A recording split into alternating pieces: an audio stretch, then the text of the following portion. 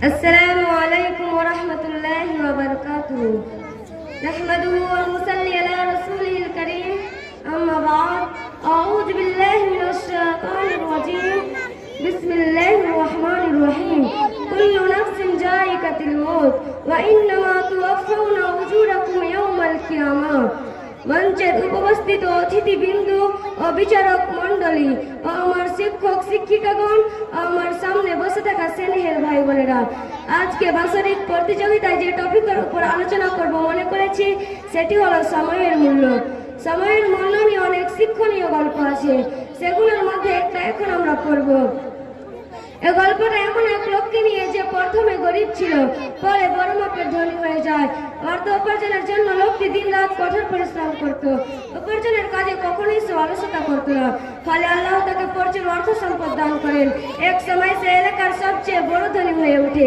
কিন্তু লোকটি ছিল অত্যন্ত কিরকুল, তাই সে ভালো ভালো কাজেও তার অর্থ খরচ করত না, কাউকে দান খয়রাত তো করতই না, এমনকি নিজেও ঠিক মতো জীবনটাকে উপভোগ করত না।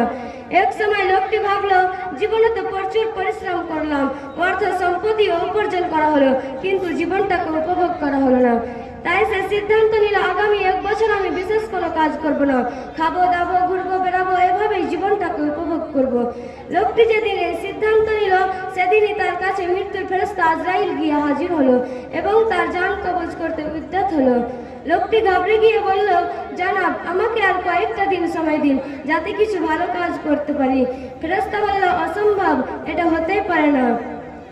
তাই আল্লাহ পাক কোরআন মাজিদে বলেছেন, লা ইস্তাখিরুনা সাআতাও ওয়া লা ইস্তাকদিমুন।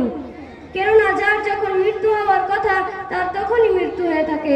এসব তো স্বয়ং আল্লাহ ঠিক করে রেখেছেন, আর তিনি যা ঠিক করে রেখেছেন সেটা তো কেউ বদলাতে পারে না।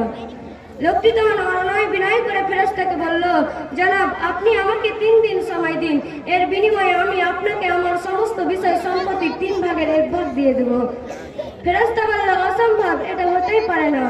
লোকটি বলল, আচ্ছা, আপনি আমার সমস্ত বিষয় সম্পত্তির অর্ধেক নিয়ে নিন এবং এর বিনিময়ে আমাকে অত্যন্ত 2 দিন সময় দিন। লোকটির এ প্রস্তাব মৃত্যুর ফেরেশতা নাকচ করে দিল। লোকটি তখন নিরুপায় হয়ে বলল, আমার যত বিষয় সম্পত্তি আছে সব আপনি নিয়ে নিন, এর বিনিময়ে আমাকে মাত্র 1 দিনের জীবন দান করুন। ফেরেশতা বলল, এমনটা কেমন করে হতে পারে?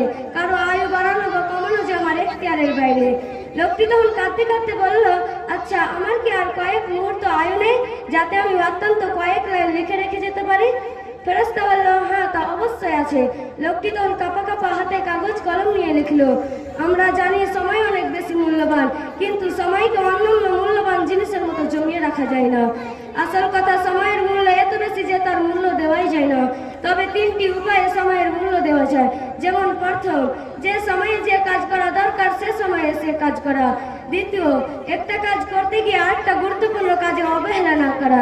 তৃতীয়, বাজে কাজে বা অলসতা করে সময় একটু নষ্ট না করা। মনে রাখা দরকার, যদি কারো জীবনের সময় মানে আয়ু শেষ হয়ে যায়, তবে সারা পৃথিবীর সমস্ত সম্পদ দিয়েও সে তার আয়ু 1 মুহূর্ত বাড়াতে পারে না। তাই আল্লাহর কাছে আমরা প্রার্থনা করি, সময়ের মূল্য শেখানোর জন্য উপযুক্ত দান করুন। আমিন। আসসালামু আলাইকুম ওয়া রাহমাতুল্লাহি ওয়া বারাকাতুহু।